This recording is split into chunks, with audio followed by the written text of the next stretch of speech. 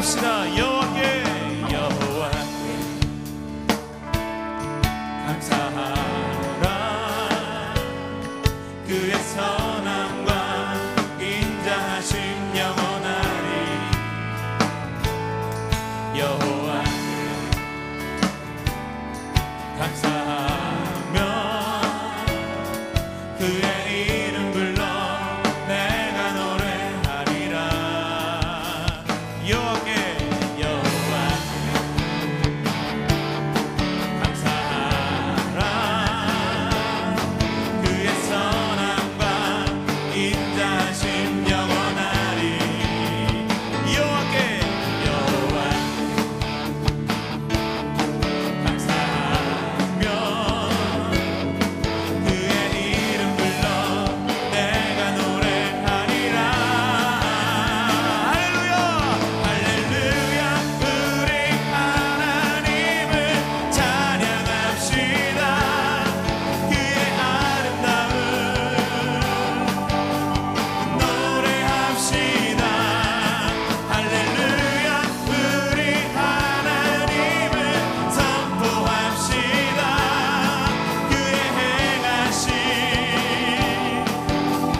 노래합시다. 영원히 아멘.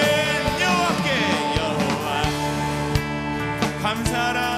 감사하라. 그의 선함과 인자하심 영원하리. 다시 한번 여호와께 감사하며 그의 이름 불러 내가 노래하리라. 할렐루야 할렐루야. 우리 하나님을 찬양합시다. 그의 아름다움 노래합시다. 할렐루야. 우리 하나님을 선포합시다. 그의 행하심 노래합시. 할렐루야 할렐루야. 우리 하나님을 찬양합시다. 그의 아름다움 노래합시다. 할렐루야. 우리 하나님을 선포합시다. 그의 행하심 노래. 다시 한번 할렐루야 할렐루야. 우리 하나님을 찬양합시다. 그의 아름다움 노래합시다. 할렐루야.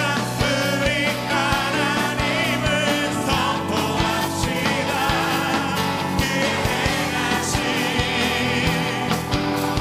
노래합시다. 영원히 아멘.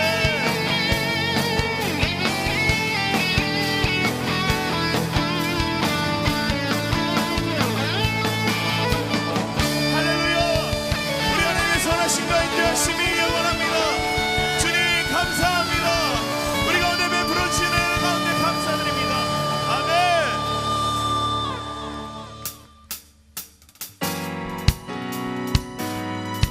우리 그냥 박수 치면서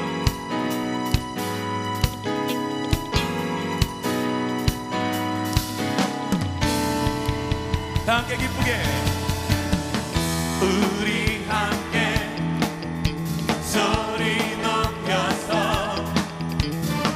주 행하신 일들 찬양해. 우리 함께 소리 높여서 주 행하신 일들 찬양. 어느 세상 빛이 되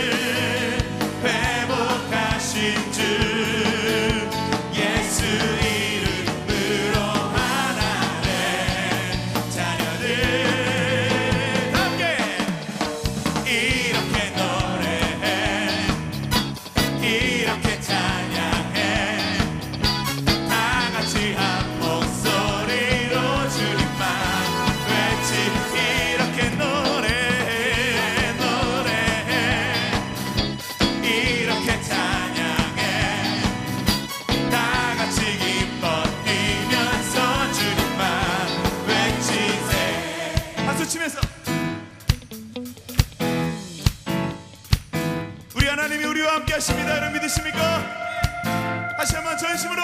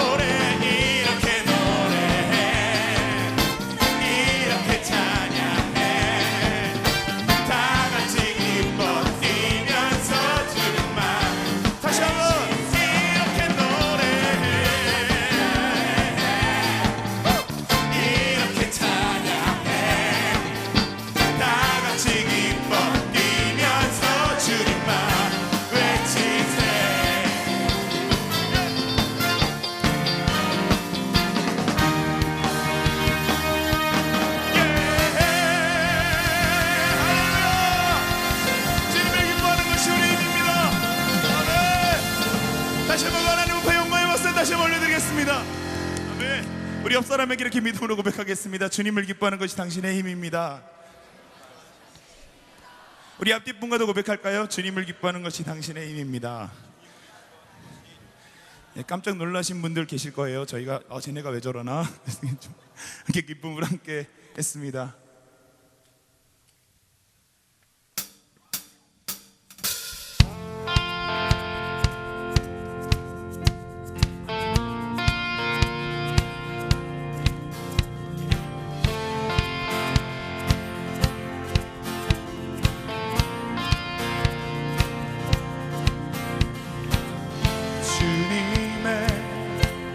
안에 주의 선하심 생각하네. 나 이제 잠잠히 주님 음성 듣기 원하네. 거룩히 신실하신 주 구원자 지루자 또 나의 친구 내 주 대신 주 찬양하리. 내 주 대신 주 경배하리. 내 주 대신 주 예배하리. 예수. 아멘.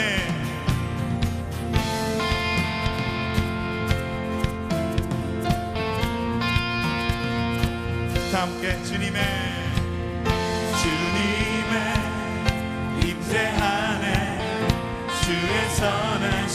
생각하네. 나 이제 잠잠히 주님 음성 듣기 원하네. 거룩 신실하신 주 구원자 치료자 또 나의 친구 내 주 되신 주 찬양하리. 내 주 되신 주 경배하리. 내 주 되신 주 예배하리. 예수 내 주 되신 주 내 주 되신 주 찬양하리. 내 주 되신 주 경배하리. 내 주 되신 주 예배하리. 예수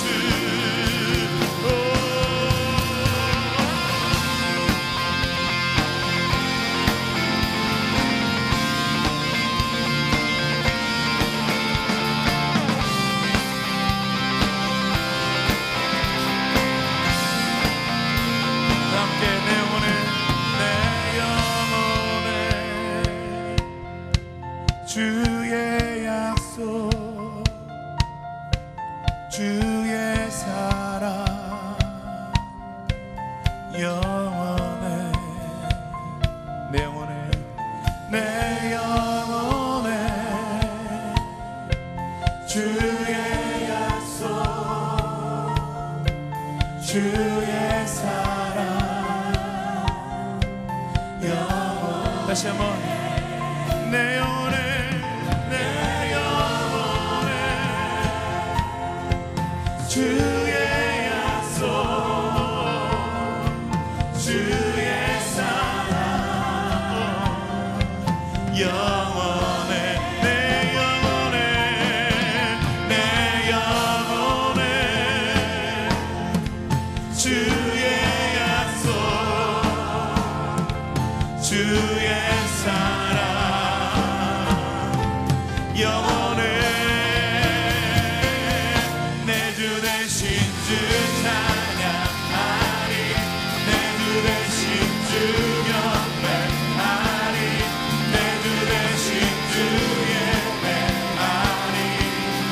예수 내 주 되신 주 내 주 되신 주 찬양하리.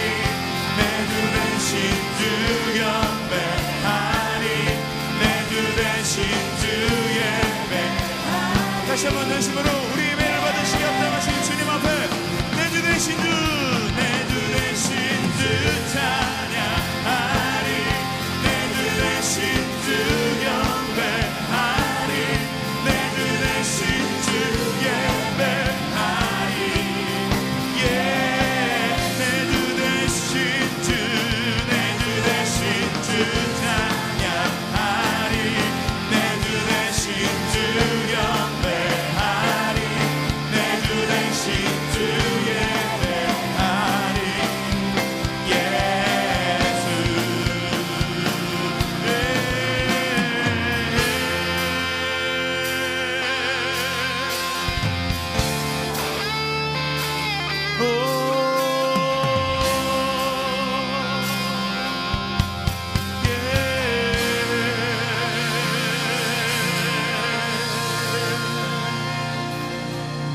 내 영혼에 주의 약속 주의 사랑 영원해. 내 영혼에 내 영혼에 주의 약속 주의 사랑 영원. 다시 한번 우리 주님을 신뢰하시면서 내 영혼에 내 영혼에 주의 약속 주의 사랑 영원해 내 영혼에 내 영혼에 주의 약속 주의 사랑 영원 다시 한번 내 영혼에 주의 약속 주의 사랑 영원해 내 주 대신 주 찬양하리 네 우리 두 손을 높이 들고 예배하리 내 주 대신 주 예배하리 예수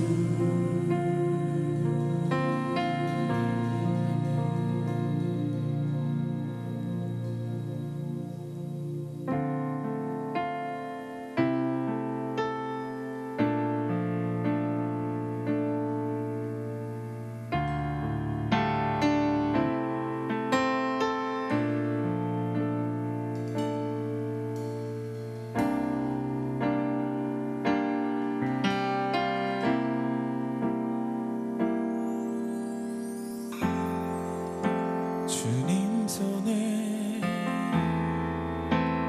맡겨드리리 나의 삶 주님께 주님 손이 나의 삶 붙드네 나 주의 것 영원히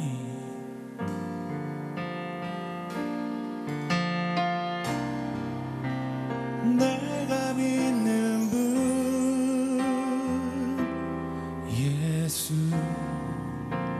내가 속한 분 예수 삶의 이유 대신에 내 노래 대신에 내가 믿는 분 예수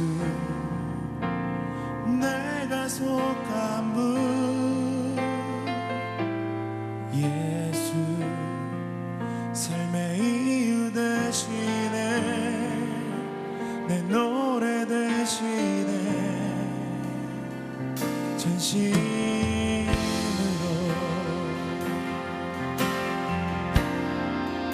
주와 함께 걸어가리 주와 함께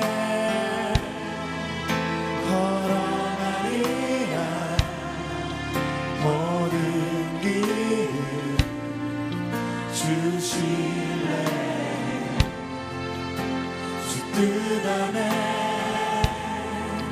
나 살아가리 주의 약속은 영원해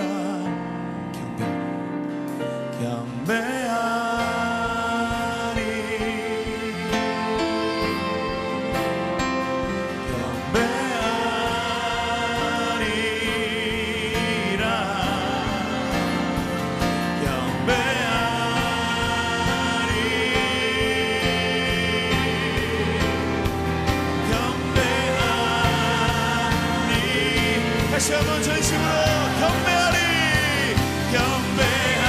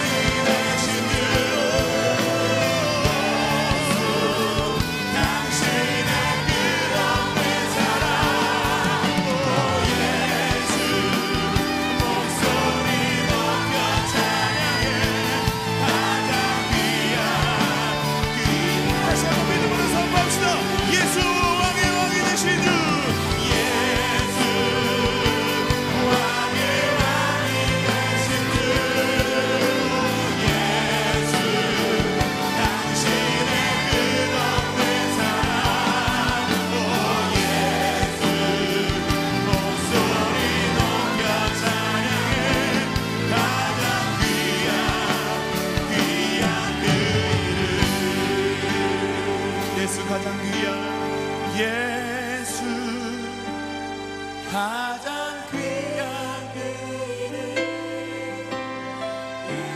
예수 전쟁과 기도들을 쌓아 오 나의 예수 나의 손 잡아주시는 가장 귀한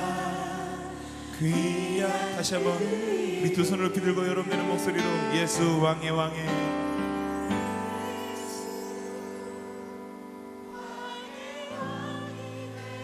오 주님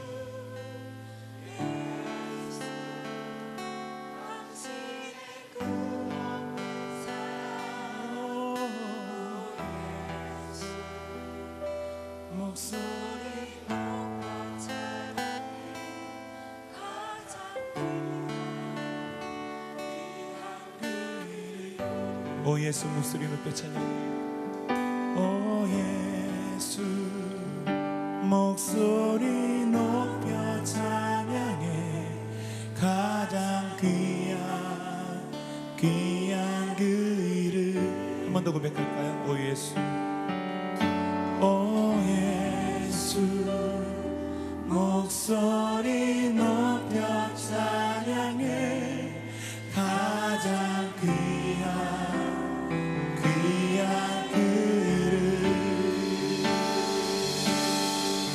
이 시간 우리 함께 기도합시다. 우리 함께 기도하실 때에 예수 그리스도 그 능력의 이름이 하나님 오늘 이 밤 이곳 가운데 충만하게 임하게 하여 주시옵소서. 예수 그리스도 그 놀라운 희생과 사랑이 하나님 예배하는 모든 백성들 가운데 충만하게 임하게 하여 주시옵소서. 주님 예수 그리스도 그 십자가의 능력의 보혈이 하나님 예배하는 모든 백성들 가운데 충만하게 임하게 하여 주셔서 우리를 거룩하게 하여 주시고 우리를 회복하게 하여 주시고 주님 안에서 다시 한번 우리를 온전케 하여 주시옵소서. 우리 가운데 묶인 모든 것들 풀어지게 하여 주시고 주님 안에서 자유함을 얻고 들어갈 수 있도록 주님 인도하여 주시옵소서. 우리 안에 주님의 능력을 허락하여 주시옵소서. 우리 함께 주여 한번 크게 외치고 간절히 기도하며 나가도록 하겠습니다. 주여. 네, 오늘 저녁 예배 나오신 여러분들을 축복하고 환영합니다. 우리 성경 말씀 함께 보겠습니다. 신약 성경 갈라디아서 6장 11절로 18절까지 말씀을 함께 보겠습니다. 신약 성경 309페이지쯤에 있습니다. 갈라디아서 6장 11절로 18절까지 말씀을 교독해서 공독하도록 하겠습니다. 내 손으로 너희에게 이렇게 큰 글자로 쓴 것을 보라.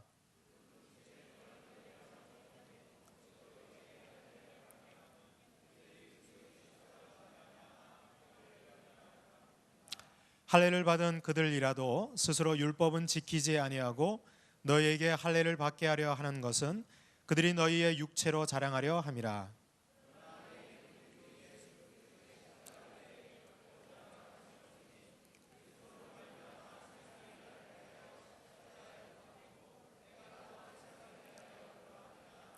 할례나 무할례가 아무것도 아니로되 오직 새로 지으심을 받는 것만이 중요하니라.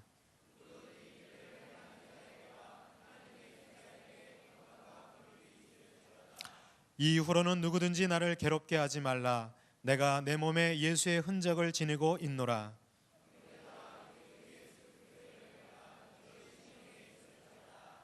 아멘. 우리 좌우에 계신 분들에게 이렇게 인사할까요? 주님의 은혜가 함께하기를 축복합니다. 이렇게 인사하겠습니다. 좀 전에 이렇게 찬양하는데 이렇게 마음이 막 뜨거워지고 그리고 행복해지고 예수님이 정말 우리와 함께 계시고 또 나를 사랑하신다는 거 느껴지시죠? 느껴지시지 않는 분들은 찬양할 때 찬양을 안 하고 뭐 한 건지 모르겠네요. 지금 담임 목사님께서는 광교 레인보우 힐에서 지금 사역하고 계시고 우리 동일하게 우리 한 식구들 위해서 여러분들이 많이 기도해 주시면 감사하겠습니다. 요즘 우리나라 이렇게 TV를 켜면 뉴스에 뜨겁게 지금 모든 우리 국민들이 관심 갖고 있는 두 가지 화제가 있죠. 한 가지는 예전 노무현 전 대통령 때 남북 대화록이 지금 국가 기록원에 이렇게 있어야 되는데 그 자료가 없어져 가지고 지금 이게 기록이 넘겨진 거냐 아니면 누군가가 없앤 거냐 이 지금 이제 국가 기록 실종 문제 때문에 이제 검사들이 나서서 조사를 벌이고 있습니다. 또 하나는 여러분들도 다 뉴스를 봐서 아시겠지만 전두환 전 대통령의 자택을 이제 압수수색하고 있죠. 그래서 뭐 듣기로는 아주 고가의 미술품들이 나왔는데 이게 또 진품이냐 가품이냐 뭐 이렇게 또 여러 가지 얘기들이 있습니다. 근데 저는 그 뉴스를 이렇게 보면서 공통점을 하나 발견했어요. 여러분들 이 두 가지 뉴스 사건의 공통점이 뭐라고 생각하세요? 잘 모르시겠어요? 두 분 다 전직 대통령이었다는 사실. 어려운 문제였나요? 우리나라 지금 뉴스에 지금 등장하고 있는 제일 이슈가 되고 있는 그 내용들이 둘 다 전직 대통령이 그 핵심 인물이고 중심에 서 있다는 것이죠. 그리고 그분들이 재직하고 난 다음에 그들이 남기고 간 것들, 그죠? 그것 때문에 지금 이제 온 나라가 들썩이고 있는 것을 보게 됩니다. 저는 그 뉴스를 보면서 그런 생각을 했어요. 뭐 대통령도 그렇고 모든 사람들이 이렇게 삶을 살아가게 되면 그 흔적이 반드시 남는다는 것입니다. 그러니까 여러분들도 저나 여러분들도 우리가 인생을 살아가게 되면 우리의 삶에도 흔적이 남게 되는 줄 믿습니다. 그런데 중요한 것은 그 흔적을 통해서 우리가 과연 어떠한 삶을 살았는가 그게 평가가 된다는 것이죠. 안타까운 것은 우리 전직 대통령들이 이렇게 뭐 정치를 잘했던 못했던 너무 아쉬운 것은 끝나고 나서 이렇게 좋은 평가 또는 좋은 결과로 또 국민들에게 이렇게 좋은 인식으로 남아 있는 대통령이 그렇게 많지 않다, 그런 생각을 갖습니다. 그런데 오늘 말씀의 본문에 보니까 이 사도 바울은 오늘 이 성경을 읽는 저와 여러분들이 이렇게 얘기하고 있죠. 누구든지 나를 괴롭게 하지 말라. 내가 내 몸에 예수의 흔적을 지니고 있노라. 이렇게 얘기했어요. 그러니까 사도 바울은 자신의 인생을 평가하는 데 있어서, 자신의 삶을 평가하는 데 있어서 자신의 삶의 흔적이 아니라 그 누구도 나를 괴롭게 하지 말아라. 왜냐하면 내 몸에 내가 예수의 흔적을 지니고 있다는 거죠. 그래서 사도 바울은 자신의 삶을 바로 이 예수 그리스도의 흔적, 그 흔적을 통해서 평가받고 있다는 것을 우리에게 알려주고 있다는 것이죠. 여러분들 그리스도인들은 바로 이 예수의 흔적을 지니고 살아가는 사람인 줄로 믿습니다. 여러분들은 예수 그리스도의 흔적이 있으십니까? 옆에 계신 분한테 한번 물어볼까요? 예수님의 흔적이 있으세요? 물어보세요. 물어보세요. 네. 그러면 대답을 하셔야죠. 또 한번 물어보세요. 보여줘. 이렇게. 예수의 흔적을 지니고 있다고 하는데 과연 나는 정말 예수 그리스도의 흔적을 지니고 살아가고 있는가? 내가 말로는 그리스도인. 여러분들 그리스도인이 무슨 뜻입니까? 그리스도를 닮은 사람들, 그리스도를 따라가는 사람들, 그게 바로 그리스도인이거든요. 여러분들 그리스도인이라면 바로 예수 그리스도의 삶의 흔적이 우리의 몸에도, 우리의 삶에도 나타나야 될 줄을 믿습니다. 그런데 정작 정말 예수의 흔적이 내 삶에서 지금 나타나고 있는지, 내가 지금 조금 전에 입술로는 예수의 흔적을 지니고 있다고 하는데 옆에 계신 분이 보여달라고 했을 때, 야, 내가 예수의 흔적은 이거야 라고 보여줄 수 있는 것이 과연 있는지. 실은 저는 이 말씀을 묵상하면서 제 삶을 좀 돌아봤어요. 또 내 몸에 정말 예수의 흔적이 있는가. 아무리 찾아봐도 십자가 모형으로 된 게 전혀 나타나지가 않더라고요. 그래서 이 본문에서 얘기하는 이 사도 바울이 얘기했던 내 몸에 예수의 흔적을 지니고 있다고 하는 이 사도 바울의 삶은 과연 어떤 삶이었길래, 정말 이 사도 바울이 지금 얘기하고 있는 이 예수의 흔적이라고 하는 것은 과연 어떤 삶인가. 그래서 오늘 저와 여러분들이 이 사도 바울처럼 우리의 삶에도 예수 그리스도의 흔적을 지니는 그런 아름다운 삶이 되기를 주님의 이름으로 축복합니다. 그렇다면 여러분들 예수의 흔적을 어떻게 하면 지닐 수 있을까요? 오늘 말씀을 통해서 우리가 첫 번째로 기억해야 될 것은 바로 말씀에 순종하는 삶을 살 때 예수의 흔적을 지니게 될 줄로 믿습니다. 오늘 사도 바울이 11절에 이렇게 얘기하죠. 내 손으로 너에게 이렇게 큰 글자로 쓴 것을 보라, 이렇게 얘기하고 있어요. 그 사도 바울이 이 서신서를 쓸 당시에는요, 보통은 글을 대필자에게 이제 쓰게 했습니다. 그러니까 이 사도 바울도 대필자를 통해서 자신이 이렇게 편지를 보내고 서신서를 보내게 되는데, 특별히 이 갈라디아서 이 6장에 가서는 이 사도 바울이 특별히 내가 이렇게 큰 글자로 쓴 것을 보라, 이렇게 얘기하면서 갈라디아 교인들한테 이 바로 성경이죠, 이 서신서를 보내주면서 내가 너희들에게 전하는 이 하나님의 말씀, 이 복음을 너희들이 잘 보라, 이렇게 얘기하고 있어요. 근데 여러분들 이 사도 바울이 이렇게 큰 글자로 쓴 데는 이유가 있어요. 뭐 몇 가지 이제 성경학자들이 추정하건데, 이 사도 바울이 아무래도 좀 이렇게 안질이 있어가지고 시력이 안 좋았을 것이다. 그래서 자신이 직접 이제 쓰기는 어렵고 대필자를 많이 사용해서 썼는데, 이 서신서 끝 말미에 가서는 본인이 직접 이 서신을 썼다는 것을 증거하기 위해서 친필 사인을 이제 하는 거죠. 그래서 이 그 끝부분에 가서 요약 정리할 때는 자기가 이렇게 직접 이제 글을 쓰게 되는 겁니다. 근데 쓸 때 눈이 안 좋으니까 크게 쓰는 거죠, 크게. 왜냐하면 잘 안 보이니까. 여러분들 작은 글씨 잘 안 보이잖아요. 노안입니다. 잘 안 보이는데, 그러니까 어떻게 해요? 글자를 크게 쓰는 거예요. 저희 아버님도 이제 글자를 이렇게 보니까 점점 커지시더라고요. 근데 크게 써서 이렇게 보여주는 의미가 있어요. 이것은 내가 직접 썼다는 것을 증명하기도 하고, 또 하나, 여러분들 우리가 이렇게 글자를 크게 쓸 때는 어떠한 그 마음을 갖고 크게 쓰냐면 강조하고 싶을 때, 이 부분을 특별히 내가 이 글을 쓰거나 받아보는 사람한테 강조하고 싶을 때 우리가 어떻게 합니까? 글을 크게 쓰죠. 아마도 이 사도 바울은 이 갈라디아 교인들한테 이 갈라디아서를 쭉 쓰면서 마지막으로 강조하면서 요약하면서 결론적으로 정말 전달하고 싶은 내용을 이 갈라디아서 6장에서 쓰고 있는 거예요. 그래서 갈라디아 교인들을 향해서 내 손으로 너희에게 이렇게 큰 글자로 쓴 것을 보라. 그러면서 뭐라고 얘기하냐면 무릇 육체의 모양을 내려 하는 자들이 억지로 너희에게 할례를 받게 함은 그들이 그리스도의 십자가로 말미암아 박해를 면하려 함뿐이라. 할례를 받은 그들이라도 스스로 율법은 지키지 아니하고 너희에게 할례를 받게 하려 하는 것은 그들이 너희의 육체로 자랑하려 함이라 그랬어요. 여러분들 이 지금 사도 바울이 이렇게 얘기하는 데는 여러분이 갈라디아서의 그 배경을 좀 이해하셔야 돼요. 이 갈라디아서는 이 갈라디아 교인들한테 이 사도 바울이 편지를 보내고 있는데 이 갈라디아 교회는 바로 이 사도 바울이 소아시아 지역을 복음을 전도하다가 사도 바울이 전한 복음을 듣고 예수를 믿는 그리스도인들의 무리들이 이 갈라디아 교인들이었어요. 그런데 이 사도 바울이 복음을 증거하고 이제 다른 곳으로 이제 전도하러 또 이동하게 됩니다. 그때 이 예루살렘 유대인들 가운데서 유대 기독교인들 가운데서 이 갈라디아 지역으로 와가지고 이 갈라디아 교인들한테 율법을 강조하는 그런 메시지를 전달해요. 야, 너희들이 사도 바울을 통해서 복음을 받아들였지. 그런데 그것만으로는 너희들이 온전한 그리스도인이라고 얘기할 수 없어. 예루살렘에는 예수님을 직접 따라다녔던 진짜 사도가 있거든. 바로 베드로가 있어. 베드로. 그리고 12 제자들이 있는데 그 사도들은 다 유대인들이야. 그들은 다 율법을 지키는 사람들이야. 그리고 지금 예루살렘 교회에 있는 사람들은 철저하게 율법을 지키는 그런 하나님의 사람들이야. 그러니까 너희들이 바울이 전한 복음을 받아들였지만 그래도 율법에서 명시되어 있는 몇 가지 율법은 너희들도 지켜야 된다. 그러면서 강조했던 것이 바로 할례였어요. 유대인들은 태어나면 생후 8일째가 되면 할례 예식을 행합니다. 이 할례 예식을 통해서 이 사람은 하나님 앞에 구별된 거룩한 사람이라고 하는 증표로 할례 예식을 행했어요.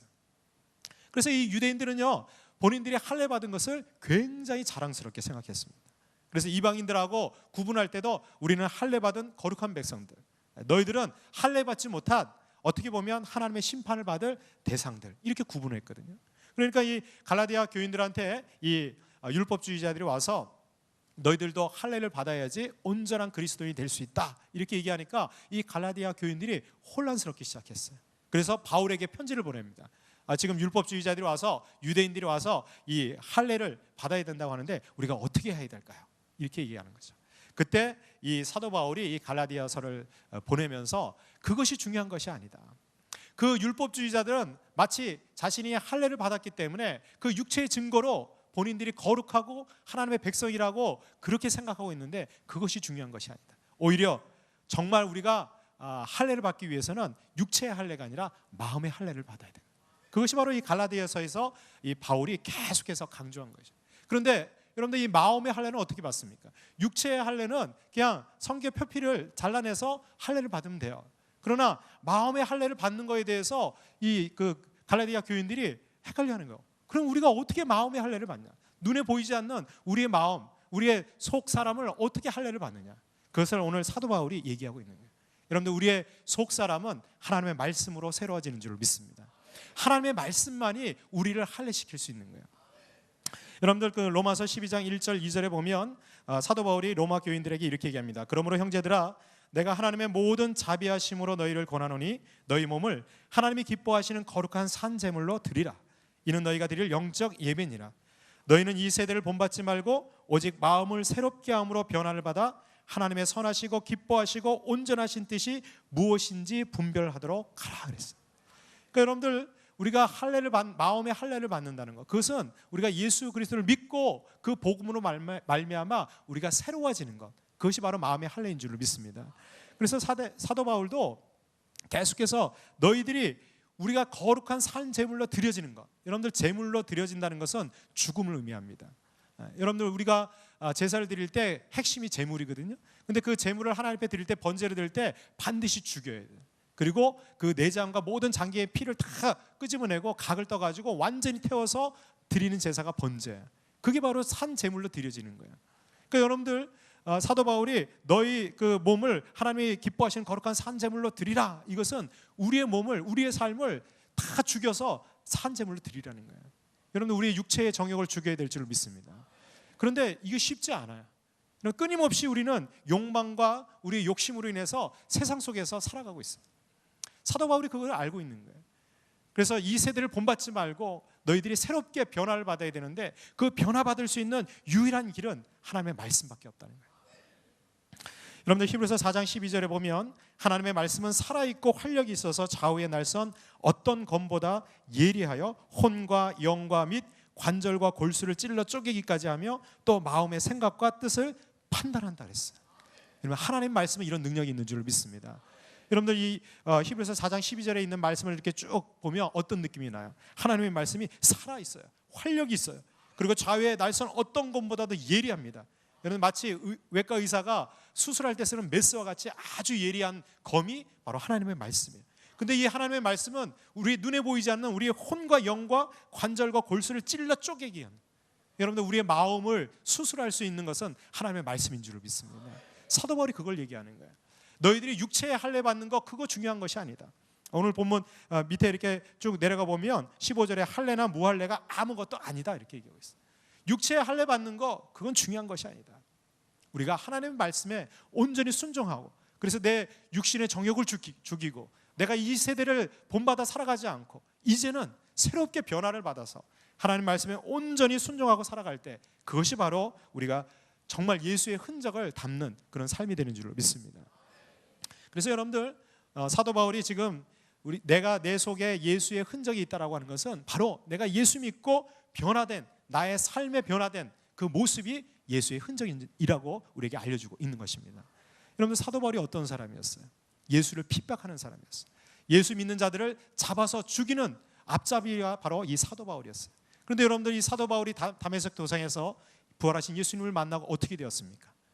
180도로 완전히 바뀌었어요. 예수를 증거하고 예수를 옹호하고 예수 믿는 자들을 위해서 자신의 목숨까지 내어놓는 그런 사도가 된 줄로 믿습니다. 여러분들 이 사도 바울은 봐라, 내가 전에는 예수 믿는 자를 핍박하고 죽이던 그런 사람이었지만 내가 예수 믿고 나서 이제는 전혀 달라져서 내 마음의 변화를 받고 이제는 예수를 증거하는 그러한 전도자로 바뀌었다는 거예요. 여러분들 이 사도 바울의 삶의 변화가 바로 예수의 흔적인 줄을 믿습니다. 여러분들은 예수의 흔적이 있으십니까? 여러분들 예수님을 믿고 달라진 것이 있으세요? 정말 삶의 변화들이 나타나기 시작했어요? 전에는 많은 사람들한테 내가 내 모습으로 그냥 살아갔던, 그리고 내가 원하는 삶을 살았던 그 모습이 정말 예수를 믿고 달라지고 계십니까? 예수를 믿고도 1년이 되고 2년이 되고 10년이 되고 아니 30년이 됐는데 전혀 예수 믿고 나서 달라진 것이 없다면 우리의 삶에는 예수의 흔적이 없는 것이에요. 저는 최근에 우리 성인 세례식 하면서 굉장한 도전과 은혜를 받았어요. 왜냐하면 이번에 세례를 받으신 분 중에 저희 지역교회 성도님은 전에는 불교에 아주 심취되셨던 분이에요. 그런데 이분이 삶의 여러 이렇게 고난 가운데서 마음의 결단을 하시고 저희 교회에 나오셨어요. 교회 등록하시고 세가족 안내 교육부터 시작해서 알파도 받으시고 그러면서 마음의 변화들이 생겼어요. 그리고 세례 받을 것을 권면하셨는데 이분이 계속 미루셨어요. 제 마음에 믿음의 고백이 생길 때까지, 그리고 그 믿음의 고백대로 자신의 삶이 변화될 때까지 기다리신 거예요. 그리고 이번에 세례를 받으셨어요. 근데 제가 볼 때 너무 많은 변화들이 나타났어요. 그냥 주변에 있는 사람들이 왜 이렇게 달라졌냐면, 여러분 이것이 정상인 줄 믿습니다. 예수님을 인격적으로 만나고 바뀌지 않는 사람은 없어요. 여러분들 예수님 만나고 나서 삶이 변화되지 않는 사람은 없어요. 예수님 만났는데도 삶의 변화가 없다, 그건 거짓말이에요. 그건 가짜예요. 여러분들 그리스도인은 삶의 변화가 나타나야 될 줄 믿습니다. 우리에게도 지금도 살아계시는 주님께서 우리의 삶 속에서 우리를 변화시키시고 또 우리의 삶을 통해서 그리스도의 형상과 모습이 나타나게 되는 줄 믿습니다. 저와 여러분들의 삶에 정말 예수님을 통해서 나의 삶의 변화가 나타나는 예수님의 흔적이 있기를 주님의 이름으로 축복합니다. 두 번째로 우리가 예수의 흔적을 지니기 위해서는 바로 십자가를 자랑하는 삶을 살아야 될 줄 믿습니다. 오늘 14절 이하에 사도 바울이 이렇게 고백합니다. 그러나 내게는 우리 주 예수 그리스도의 십자가 외에 결코 자랑할 것이 없으니 그리스도로 말미암아 세상이 나를 대하여 십자가에 못 박히고 내가 또한 세상을 대하여 그러하니라 그랬어요. 여러분들 이 표현을 보세요. 사도 바울이 우리 주 예수 그리스도의 십자가 외에 결코 자랑할 것이 없다 얘기했어요. 근데 여러분들 이 말은 거짓말이에요. 사도 바울이 자랑할 게 얼마나 많습니까? 어쩌면 저와 여러분들은 자랑할 게 별로 없을지 몰라요. 그러나 사도 바울은요, 최소한 사도 바울만큼은 이 이스라엘 백성들한테, 유대인들한테 자랑할 것이 너무 많은 사람이었어요. 사도 바울은요, 로마 시민권이 있는 사람이었어요. 사도 바울은요, 히브리인 중에 히브리인이었어요. 사도 바울은요, 히브리인들 가운데서 베냐민 지파 사람이었어요. 여러분들 베냐민 지파는 어느 지파입니까? 왕족이에요. 사울 왕의 지파예요. 그러니까 이스라엘의 초대 왕의 지파 후손이에요. 그러니까 왕족이에요, 왕족. 그걸 자랑하는 거예요.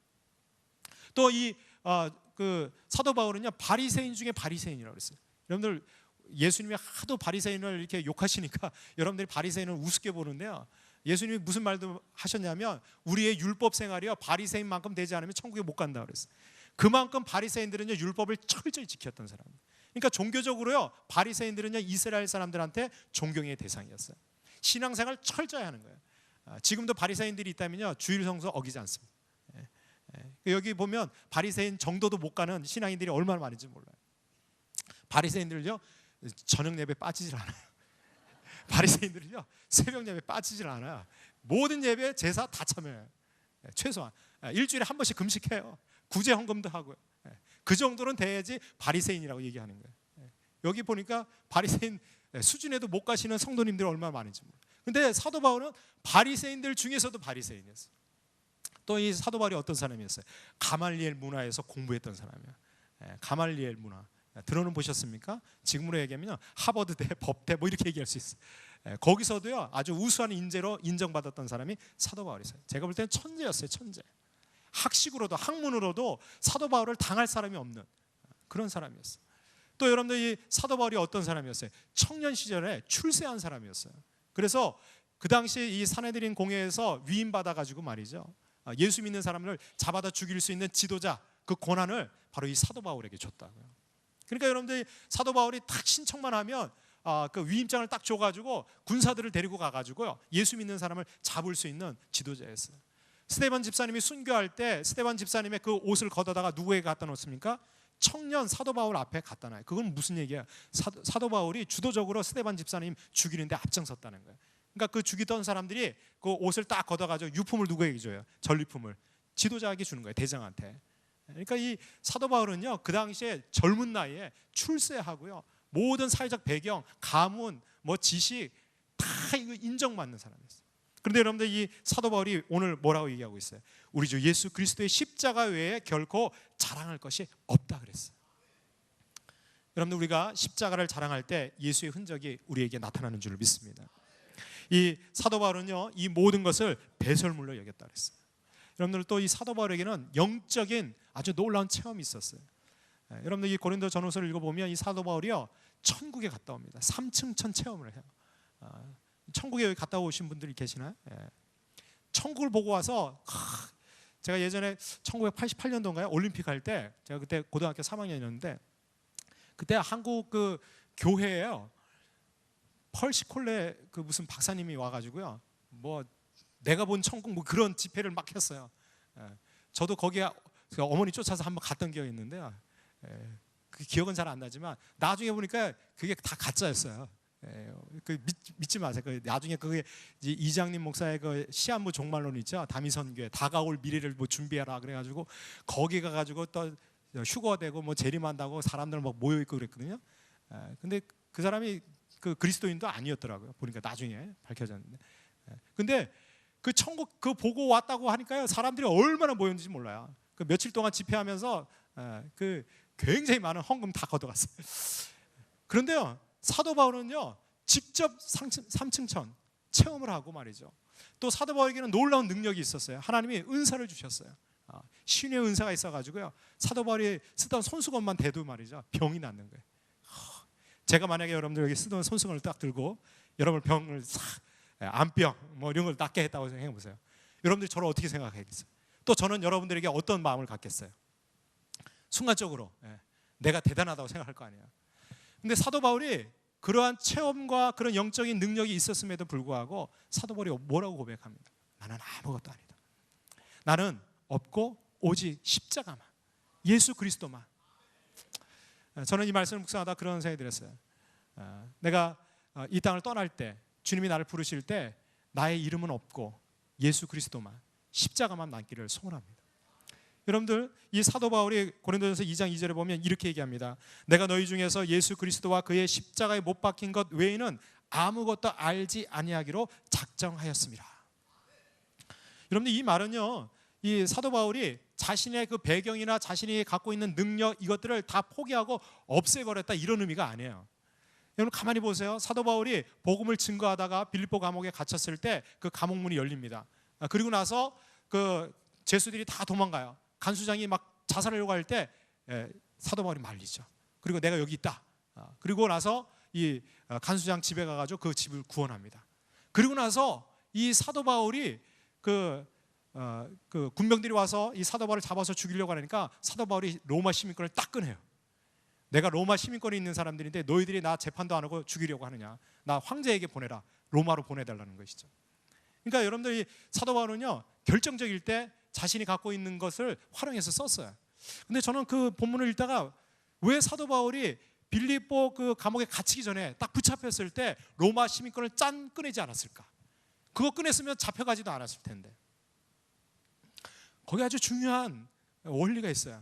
하나님께서는 이미 사도 바울에게 너가 감옥에 들어가서 만나야 될 사람이 누군지 알려주신 거예요. 그러니까 여러분들 사도 바울은 일부러 잡혀 들어가는 거예요. 그러니까 빌립보 감옥에 잡혀 있으면서 내일이면 당장 죽게 될 것인데 사도 바울은 두려움이 없는 거예요. 그러니까 거기서 찬송 부르고 찬양 부르고 하나님 앞에 기도하죠. 그러니까 지진이 일어나고 옥문이 열리는 거예요. 왜? 이 사도 바울은 그 감옥 안에서 하나님이 구원해야 될 사람이 있다는 사실을 알고 있어요. 그러니까 로마 시민권을 그때 펼쳐 보이는 게 아니에요. 하나님 때에 그때 쓰는 거예요. 그러니까 여러분들 이 사도 바울이 내가 가진 모든 것을 배설물로 여겼다. 그리고 나는 십자가 외에는 아무것도 내가 알지 않기로 작정했다. 이 말은 내가 십자가를 위해서 그 복음을 위해서 나의 모든 것을 헌신하고 쓰기로 결정했다는 거예요. 여러분 그렇습니다. 바로 이 사도 바울이 얘기하는 이 예수의 흔적은 복음을 증거하기 위해서 십자가를 자랑하기 위해서 나의 모든 것을 헌신할 때 그때 주어지는 것이 바로 예수 그리스도의 흔적인 줄로 믿습니다. 그래서 여러분들 이 사도 바울은요 가는 곳곳마다 복음을 증거하고 그 복음을 믿고 그 교회가 탄생할 때 그들을 향해서 얘기했어요. 너희들이 나의 면류관이다. 너희들이 나의 열매다. 너희들이 나의 영적인 자녀들이다. 내가 하나님 앞에 섰을 때 내가 하나님 앞에 드러내고 내놓을 수 있는 거 바로 다 너희들이다. 그러니까 여러분들 이 사도 바울에게 있어서 예수의 흔적은 바로 자기가 전도한 그래서 구원받은 영혼들이었다는 거예요. 여러분 그렇습니다. 우리에게 있어서 예수의 흔적은 우리가 구원하는 그런 영혼들 그리고 내가 전도해서 예수님을 알게 될 그 귀한 영혼들 그 열매들이 예수의 흔적이 되는 줄로 믿습니다. 그러니까 여러분들 십자가를 자랑하라 그러니까 어떤 분들은 뭐 이렇게 멋진 큰 십자가 목걸이 걸고 다니는데 아니면 목걸이 걸고 다니면 죄책감 느끼실 필요 없어요. 근데 여러분들 그 십자가로 자랑하는 것이 아니에요. 십자가를 자랑하라는 것은 바로 십자가의 복음을 우리가 증거하고 그 복음을 나눌 때 그래서 그 복음을 받아들이고 구원받는 영혼들이 생길 때 그 열매가 예수의 흔적이 되는 줄 믿습니다. 여러분들 우리가 예수 믿고 나서 내가 신앙생활을 하고 나서 한 영혼도 내가 전도하지 못했다면 예수의 흔적이 없는 거예요. 올 여름에 우리 교회에서 많은 우리 청년들 또 우리 장로님 또 우리 많은 성도님들이 정말 전국 방방곡곡으로 복음을 들고 나가고 있어요. 또 해외도 나가서 선교해요. 여러분들이 그 복음을 증거할 때 내가 걸어온 그 자취들 그 모든 발걸음이 십자가의 길이 되는 줄 믿습니다. 우리는 알 수 없어요. 그러나 언젠가 우리가 뿌린 그 복음이 열매 맺고 그리고 하나님 앞에서 드려지게 될 줄 믿습니다. 우리가 이 땅에서 그 열매를 못 볼 수도 있어요. 어쩌면 내가 단기 선교 갔다 오고 나서 거기서 뿌린 씨앗들이 내가 볼 수 없을 수도 있어요. 그러나 언젠가는 반드시 하나님 나라에서 그 열매를 보게 될 줄 믿습니다. 제가 그 예전에 그 전도사 시절 때 이렇게 섬기고 청년 사역을 통해서 헌신했던 그 형제가 있었어요. 근데 어느 정도 이렇게 시간이 흐르고 나서 벌써 한 13년 됐네요. 연락이 왔어요. 목사님, 제가 마음의 결단이 생겨서 신학교 가게 됐어요. 그래서 기도해달라고 그러더라고요. 그래서 제가 기도해줬어요. 그리고 나서 또 얼마 시간이 흐르고 나서 목사님 이제 신학교 졸업하고 사역지 나가요. 전도사로 가는데 어디로 갈까요? 그래서 제가 섬기고 있던 그 교회 이쪽 교회로 와라. 그래서 그 전도사를 데리고 왔어요. 그래서 거기서 이제 사역하다가 이제 또 인턴십 수련목 과정이 있어서 또 이제 그 하는 교회로 사역을 나갔어요. 그러고 나서 이제 얼마 또 시간이 지났어요. 전화가 왔어요. 목사님 이제 수련목 과정 다 마치고요. 제가 단독 목회 나가야 되는데 사역지 나가도록 기도해 주세요. 그래? 야 우리 교회 예산 기도원 있는데 거기 안 갈래? 그랬더니 그래요? 저 갈 수 있나요? 그래서 지금 예산 기도원에 왔어요. 윤정표 목사님. 근데 제가 그 목사님 이렇게 볼 때 처음에 그 청년 때 만났을 때는요 얼마나 말을 안 듣는지요. 뺀질뺀질거리고요. 생기기는 이렇게 이쁘장하게 생겼잖아요. 그래가지고 그 청년부 안에서 그 제자훈련 받을 때 제자훈련 받지 않고 연애만 하더라고요. 그 사모님이 같은 청년이었어요. 그래가지고 단기 선교 가가지고 눈이 맞은 거예요. 일본 단기 선교 가지고 갔다 와가지고 교제하겠다고. 근데 나중에는 이게 헌신돼가지고 말이죠. 청년 회장도 하고 또 둘이 이제 잘 이렇게 섬겨서 이제 또 결혼도 하고 그리고 사역자로 헌신하게 됐어요. 근데 제 마음속에 그 목사님을 생각할 때마다 너무너무 감사한 거예요. 하나님 그때는 그렇게 정말 이 인간이 제대로 그리스도인이 될까 뭐 이런 생각을 했는데 목회자가 될 줄 알았어요. 그리고 얼마나 정말 이렇게 경건하게 거룩하게 신앙생활하지 제가 그렇게 도전을 받아요. 근데 여러분들 우리가 우리 여기 교회학교 선생님들 여름 성경할 때 보니까요 땀 더운 여름에 비도 오고 막 그러는데요 땀 삐질삐질 흘리면서 여름 성경학교예요. 아이들 보니까 말도 안 들어요. 제가 보니까 사무실 앉아 있는데 막 와가지고요 이렇게 무슨 과정 프로그램을 하더라고요. 그러니까 뭐 이렇게 하나씩 해오는 거예요. 보니까 요한복음 3장 16절을 단체로 외우고 사인을 받아오라는 거예요. 그래서 제가 외워봐 그랬더니 못 외워요. 그러면서 사인을 해달라는 거예요. 그래서 제가 이걸 목사의 이거 양심으로 해줄 수는 없고 그래도 계속 외워보라고 못 외워요 얘네들. 그래서 가만히 보고 제가 성경책을 줬어요. 야 보고 합심해서 외워봐. 그래서 이제 보고 외웠어요. 그래서 사인해줬는데 순간적으로 그런 생각이 들더라고요. 야 얘네들이 커서 뭐가 될까? 뭐가 돼야 그리스도인으로 살게 될 줄 믿습니다. 여러분 어쩌면 우리가 이렇게 땀 흘려 씨 뿌리고 그 영혼들을 위해서 우리가 헌신하는 것, 여러분 그것이 그 열매가 예수 그리스도의 흔적이 될 줄 믿습니다. 사도 바울에게서는 그것이 자기 인생에서 가장 중요한 것이었어요. 자기가 온 평생 자기 생명을 다해서 바로 복음을 증거하고 그 복음을 받아들이는 사람들이 정말 교회가 되고 그래서 하나님의 자녀로 거듭나는 것, 그것이 바로 이 사도 바울에게 있어서는 예수의 흔적이 된 줄 믿습니다. 저와 여러분들에게도 올 여름 여러분들 복음을 증거하시고 일평생 동안 내가 십자가를 자랑할 때 그 십자가를 통해서 구원받는 열매들이 맺혀지시기를 주님의 이름으로 축복합니다. 마지막으로 우리가 예수의 흔적을 지니기 위해서는 주를 위해 고난에 동참하는 삶을 살아야 될 줄 믿습니다. 오늘 17절에 이후로는 누구든지 나를 괴롭게 하지 말라. 내가 내 몸에 예수의 흔적을 지니고 있노라 그랬어요. 여기 예수의 흔적, 이 흔적이라는 것이 헬라어로 스티그마타 이런 뜻이거든요. 근데 원래 이 스티그마타라고 하는 뜻은 낙인이라는 뜻이에요. 여러분들 낙인 찍혔다고 그러잖아요, 그죠? 예전에 낙인을 누구에게 찍었냐면 주로 노예나 종들에게 찍었어요. 여러분들 추노라고 하는 그 드라마 보셨죠? 저도 그 드라마 봤는데요, 아이고 무시무시하더라고요. 보니까 여기 이마에다가 말이죠, 그 노자를 갖다가 이게 꽉 찍어놔요. 인두로 달아가지고. 여러분들 이 이마가 피부 중에서 제일 얇은 부분 중에 하나잖아요. 입술하고 여기 이마가. 근데 여러분 불로 지져서 이렇게 딱 하니까 이게요 누구나 다 보게 되는 거야. 그러니까 여러분들 이 낙인을 찍었다는 것은요 굉장히 부끄러운 일이에요. 그리고 이 낙인을 찍었다는 건 이 사람은 노예라는 거거든요. 그러니까 주인이 따로 있다는 거예요. 그래서 여러분들 노예는 자기 마음대로 할 수가 없어요. 바로 이 사도 바울은 나는 예수의 흔적, 예수님께 낙인 찍힌 사람이다. 나는 예수 그리스도의 종이다. 나는 예수의 노예다. 이렇게 선포하고 있는 거예요. 여러분들 우리는 예수 그리스도의 종인 줄 믿습니다. 그런데 우리가 신앙생활 하다 보면 누가 종이고 누가 주인인지 헷갈릴 때가 있어요. 그럼 가만히 기도할 때 보세요. 예수님이 주인이에요? 내가 주인이에요? 내가 필요한 거 이거 들어주세요. 예수님 막 시키잖아 우리가. 예수님 이것도 해주시고 병도 좀 낫게 해주시고 이 사업 문제도 해결해 주시고 누가 주인이고 누가 종이에요? 정말 예수 그리스도의 흔적이 우리에게 있습니까? 사람들이 볼 때 야, 저 사람은 예수의 종이야. 그렇게 여기집니까? 제가 목회자로 이렇게 사역하면서 많은 성도님들이 목회자들을 잘 섬겨주세요. 그럴 때마다 몸도 빠를 모르겠어요. 종이 이런 대접을 받아도 되는 거예요. 노예가 말이죠. 노예가. 여러분들 노예는 어떤 신분의 사람들입니까? 시키는 일을 그냥 자기가 원하든 원치 않든 해야 되는 거예요. 그리고 그 일을 하고 나서도 대가를 받는 것이 노예가 아니에요. 당연한 거예요. 하고 나서도 욕먹는 게 노예예요.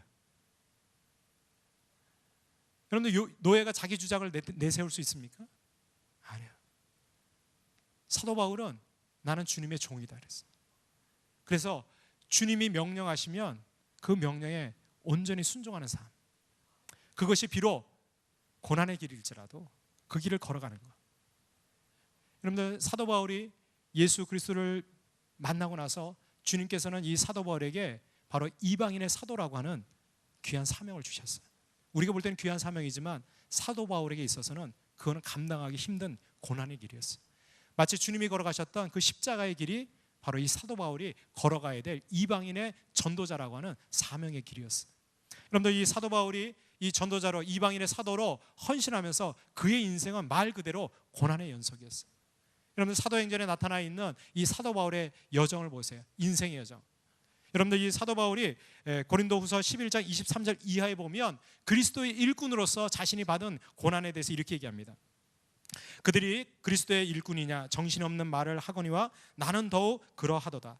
내가 수고를 넘치도록 하고 옥에 갇히기도 더 많이 하고 매도 수없이 맞고 여러 번 죽을 뻔하였으니 유대인들에게 40에서 하나 감한매를 5번 맞았으며 3번 태장으로 맞고 1번 돌로 맞고 3번 파선하고 일주야를 깊은 바다에서 지냈으며 여러 번 여행하면서 강의 위험과 강도의 위험과 동족의 위험과 이방인의 위험과 시내의 위험과 광야의 위험과 바다의 위험과 거짓 형제 중에 위험을 당하고 또 수고하며 애쓰고 여러 번 자지 못하고 줄이며 목마르고 여러 번 굶고 춥고 헐벗었노라. 여러분들 사도 바울이 그냥 기억나는 것만 이렇게 고백한 거예요. 중요한 것만 엑기스로. 여기 보니까 40에 하나 감한매를 5번 맞았대요. 그러니까 39대 맞았다는 거죠. 여러분들 그 예수님이 그 십자가에 달리시기 전에 채찍 맞으시잖아요. 긴 그 가죽 그 끝에 가죽끈이나 이런 것을 답니다. 그리고 맨 그 가죽끈 밑에는 그 나비라든가 아니면 쇠조각 같은 것을 달아놔요. 여러분들 그 패션 오브 크라이스트 그 영화 보시면 이 채찍을 딱 때리면요 주로 이게 그 줄이 3줄로 이렇게 돼 있었거든요. 한 번 딱 때리면 그 가죽줄이요 맨몸이니까 어떻게 쫙 감겨요. 그러면서 맨 끝에 있는 그 쇠조각이나 납조각이 어떻게 살에 팍 박히는 거예요. 그리고 그 채찍을 확 떼면 살점이 떨어져 나가는 거예요. 피투성이가 되는 거예요. 그게 한 번 이렇게 하면 3대예요. 그걸 갖다 13번 하면 39대가 되는 거예요. 근데 그 이상을 맞으면 사람이 죽습니다. 그러니까 이 40대에서 한 대를 감했다, 39대를 맞았다는 것은요 거의 죽을 지경까지 실신할 정도까지 매질을 한 거예요. 근데 그것을 몇 번이나? 5번이나 맞았다. 예수님에게 바로 그 채찍질 당한 흉터가 있었다면 이 사도 바울에게도 자신이 당한 그 채찍의 흉터들이 여전히 있는 거예요. 여기 보니까 3번 태장을 맞았다 그랬어요. 태장. 태장 아시죠? 여러분들 예전에 우리 곤장 맞는 거 있잖아요. 제가 예전에 민속촌인가 거기 가서 이 곤장대가 있어서 그냥 이렇게 한번 누워봤어요. 그때 우리 그 애가 장난으로 이렇게 때렸어요. 화를 낼 수도 없고요. 죽는 줄 알았습니다. 너무 아파. 그냥 살살 됐어요. 나무가 넓적한 게요. 엉덩이를 착 때리는데요. 야, 저도 좀 흉터가 있나 봐요. 사도 바울이요 3번 태장을 맞았대. 1번 돌로 맞고, 이 돌로 맞았을 때는요 사람들이요 떼거지로 몰려가지고요 돌로 사도 바울을 때립니다. 영문 밖으로. 그런데 가만히 보니까 사람들이 사도 바울이요 죽은 것 같아요. 숨도 안 쉬어요. 그래서 어떻게 해요? 영문 밖에 휙 던져버려요. 놀라운 사실은 저녁 때쯤 되니까 사도 바울이 툴툴 털고 일어났어. 또 복음 전하러 갔어. 근데 저는 사도 바울이 그 돌을 맞을 때 아마 스데반 집사님을 순교할 때 돌 던졌던 때를 기억했을 것 같아요. 돌에 맞아 보셨습니까? 무진장 아파요.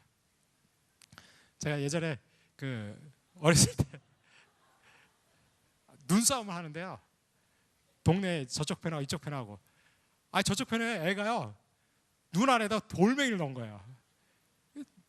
딱 던졌는데 정콩으로 맞았거든요. 진짜 별이 보이고요. 아찔해요. 얼마나 아픈지. 예. 근데 돌 정말 아파요. 사도 바울이요. 우리는 웃고 있지만 얼마나 아팠어요. 전 진짜 죽을 만큼 맞은 거예요. 배도요 3번이나 파산했어요. 배에서 빠져본 적 있어요? 바다에? 사도 바울에 보니까 일주야를 깊은 바다에서 지냈다니까요. 일주일 동안 밤낮을 일주일 동안 바닷물에 떠 있어 보면요 몸이 퉁퉁 붑니다. 여러분들 이제 휴가 갈 때 바닷가에 한 너댓 시간만 이렇게 바닷물에 있어도요 어떻게 해요? 손 쭈글쭈글하고 이렇게 퉁퉁 보여. 근데 일주일 동안 바다에서 표류한 거예요. 그런 위험도 있어. 뭐 말할 거 없는 거예요. 광야의 위험, 사막에서나 수많은, 그리고 동족들한테 살해 위협을 받잖아요. 사도 바울이 온다는 소식을 듣고요. 그 유대인들 가운데서 사도 바울 죽일 결사대를 조직해요. 40명이. 그리고 이 사도 바울을 죽이기까지는 우리가 먹지도 않겠다. 아주 도끼를 품은 사람들. 여러분 생각해 보세요. 여러분들 누구 죽이려고 40명의 결사대가 지금 저기서 매복하고 기다린다고 생각해 보세요. 그런 위험, 두려움. 이것이 사도 바울의 인생이었어요. 왜 사도 바울이 이런 인생을 살아야 될까요? 사도 바울은 그냥 결심한 거예요. 내 인생은 주님의 사명을 이루어가는 삶으로 살리라. 그래서 사도 바울이 그렇게 고백하는 거예요. 골로새서 1장 24절에 보면 나는 이제 너희를 위하여 받는 괴로움을 기뻐하고 그리스도의 남은 고난을 그의 몸된 교회를 위하여 내 육체에 채우노라. 여러분들 이것이 사도 바울의 고백이었어요. 내가 너희를 위해서, 여기 너희는요 골로새 교인들이거든요. 교회를 향해서, 성도들을 향해서 내가 너희들을 위해서 이렇게 고난당하고 받는 이 괴로움들을 나는 기뻐한다 그랬어요. 사도 바울이 정신 이상자라서 기뻐했을까요? 괴로움 당하는 것을? 아니요. 그것이 바로 그리스도의 남은 고난을 몸된 교회, 바로 교회를 위해서 내가 내 육체에 예수님의 고난을 채우는 것이다 이렇게 얘기하고 있어요. 여러분 그렇습니다. 우리가 교회를 위해서 헌신하고 수고하고 애쓰는 것, 그것이 바로 예수의 흔적을 지니게 되는 줄로 믿습니다. 여러분들 교회에서 신앙생활 하실 때 찬양대로, 예배사역자로, 또 교회 청소로, 중식 봉사로, 주차장에서 이 헌신하고 봉사하는 것, 이것 모두가 바로 예수의 흔적을 채우는 삶이 되는 줄로 믿습니다. 그러니까 여러분들 우리가 신앙생활 하면서 내가 주님의 몸된 교회를 위해서 아무런 헌신도 안 하고 봉사도 안 한다, 그것은 내 삶에 예수의 흔적이 없는 거예요. 여러분 가만히 보세요. 여러분 예수님 눈에 보입니까? 안 보이잖아요. 예수님 지금 어디 계세요? 하나님 보좌 우편에 앉아 계세요. 여러분들 우리가 예수의 흔적을 어떻게 우리가 누릴 수 있어요? 바로 예수님의 몸인 이 교회를 위해서 우리가 헌신하고 수고할 때 예수 그리스도의 흔적이 우리의 삶에도 채워지게 될 줄로 믿습니다. 여러분들 어쩌면 하나님께서는 저와 여러분들의 삶에 바로 이 예수의 흔적을 주시기 위해서 이 꿈의 교회 공동체를 주신 줄로 믿습니다. 여러분들 이곳은 내가 무엇을 받고 누리는 것이 아니라 내가 주님의 몸된 교회를 위해서 헌신하고 수고하는 그런 복된 장소인 줄로 믿습니다. 이 사도 바울이 자신의 삶을 몸된 교회를 위해서 일평생 헌신하고 그리고 로마까지 가서 순교했던 것처럼 저와 여러분들의 삶이 나를 위한 삶이 아니라 바로 주님의 몸된 교회를 위해서 우리에게 주신 사명을 이루어가는 그런 삶이 되시기를 주님의 이름으로 축복합니다. 그러면 우리의 삶에도 이 사도 바울과 같이 예수의 흔적들이 넘쳐나게 될 줄 믿습니다. 여러분들 올 여름에 아마 이번 주부터 이제 휴가 시즌이 될 텐데 휴가 갔다 오고 나서 휴가의 흔적만 남기지 마시고 선택 까맣게 하지 마시고 정말 주님을 위해서 내가 어떤 흔적을 남길 것인가, 내가 주님이 나에게 맡겨주신 이 사명을 위해서 내가 어떠한 삶을 살 것인가 결단하시고 그렇게 살아가시는 저와 여러분들 되시기를 주님의 이름으로 축복합니다. 기도하겠습니다. 하나님 아버지, 저희들을 택하여 불러주시고 하나님의 자녀로 삼아주시니 감사를 드립니다. 우리가 그리스도인이라고 하는 이름으로 살아가면서 예수의 흔적이 얼마나 있는지 돌아보게 하여 주옵소서. 바라기는 우리의 삶이 사도 바울과 같이 예수의 흔적을 채우는 복된 인생이 될 수 있도록 주님 함께하여 주옵소서. 예수님의 이름으로 기도합니다. 우리 내 마음의 주를 향한 사랑이 이 찬양 우리 같이 부르시고 여러분이 가사를 생각하시면서 우리의 삶이 십자가의 길, 순교자의 삶으로 살아갈 수 있도록 지금 이 순간에도 복음을 위해서 십자가를 자랑하다가 죽어가고 있는 하나님의 백성들이 있습니다. 또 우리 특별히 지금 단기 선교 나가 있고 또 복음을 증거하기 위해서 주님의 흔적을 쌓아가고 있는 우리 지체들을 위해서 여러분들이 기도해 주시면 좋겠어요. 먼저 안전을 위해서 기도하고 무엇보다도 믿음으로 정말 주님만 자랑하고 돌아올 수 있도록 우리의 이름을 드러내는 것이 아니라 정말 예수의 삶이 드러나는 그런 삶이 될 수 있도록 우리 이 찬양 부르시고 우리 합심해서 기도하겠습니다.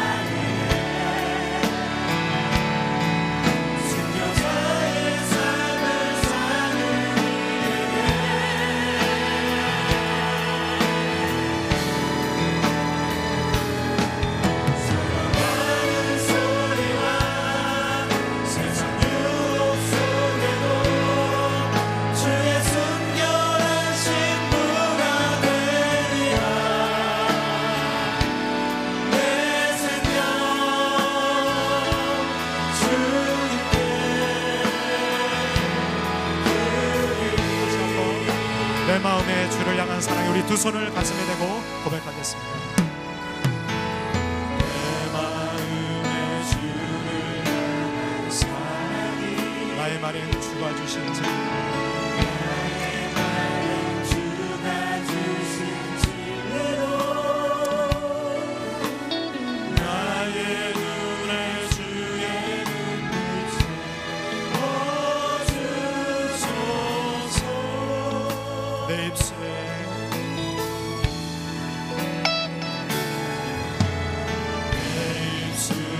찬양의 향기가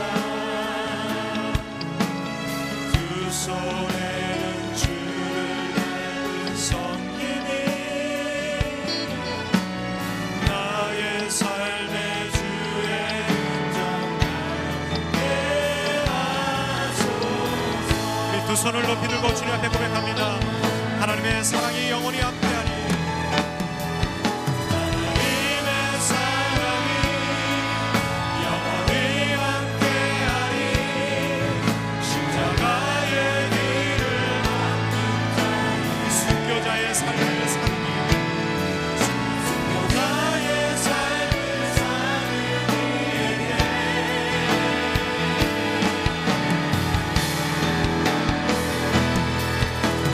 많은 소리와 세상 유혹 속에도 주의 순결한 신부가 되리라. 내 생명 주님께 다시 한번 고백합니다. 하나님의 사랑이 영원히 함께하니 하나님의 사랑이 영원히 함께하니 십자가의 길을 걷는 자에게 순교자의 삶을 사는 이에게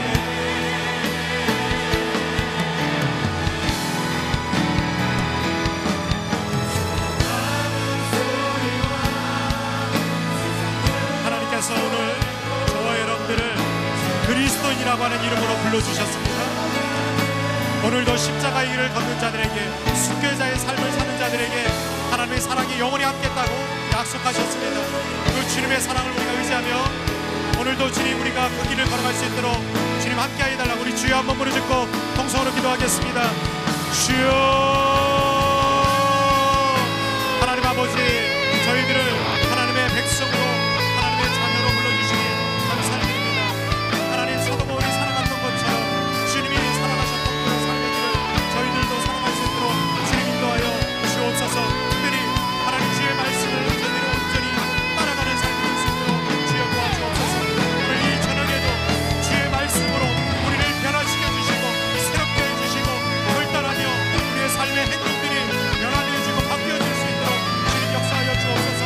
옛 모습들은 벗어버리게 도와주시고 육체의 세력들은 죽이게 하여 주시고 새롭게 변화받아 정말 주님의 온전한 뜻을 이루어가는 삶이 될 수 있도록 주님 역사하여 주옵소서. 특별히 하나님 오늘도 복음을 증거하기 위해서 하나님 정말 각각 곳곳에서 열방에서 주의 복음을 증거하는 하나님 귀한 백성들, 귀한 자녀들, 특별히 우리 선교사님들과 함께 선교하고 있는 우리 귀한 백성들을 주님 기억하여 주옵소서. 저들을 통하여 오늘 열매를 맺게 도와주시고 영원히 주시옵소서.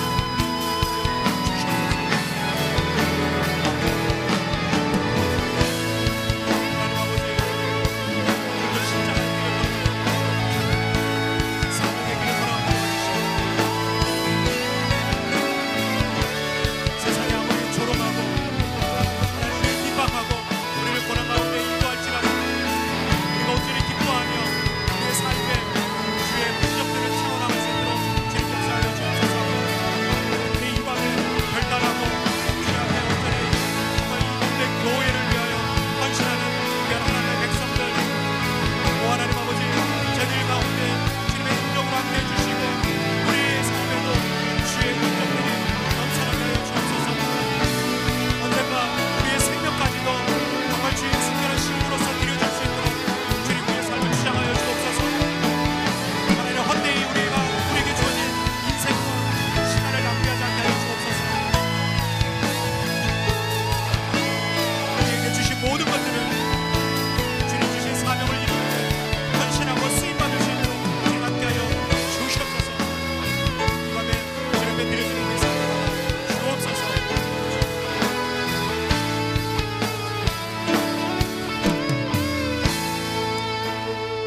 거룩하신 하나님, 오늘도 우리를 불러주시니 감사를 드립니다. 주의 말씀으로 우리를 변화시켜 주옵소서. 오늘도 우리가 십자가를 자랑하는 삶을 살 수 있도록 인도하여 주옵소서. 우리의 삶에 영혼 구원의 전도의 열매들이 나타나게 하여 주옵소서. 주님 당하신 그 고난 우리도 당하게 하여 주옵소서.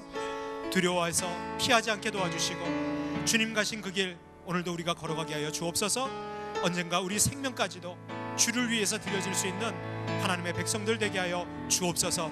특별히 이 시간 복음을 증거하기 위해서 열방을 향해 나가 있는 귀한 하나님의 자녀들 하나님께서 동행하여 주시고 그들의 삶에 주의 흔적으로 가득 채워 주옵소서. 이 밤에 주님 앞에 헌신하고 결단하고 우리의 삶을 드리기로 작정하는 귀한 하나님의 백성들 위해 주님께서 영원토록 함께하여 주옵소서. 지금은 우리 주 예수 그리스도의 은혜와 하나님 아버지의 크신 사랑하심과 성령님의 인도하심이 주의 자녀된 하나님의 백성들 위해 저들의 삶 가운데 영원토록 함께해 주시기를 간절히 축원하옵나이다. 아멘.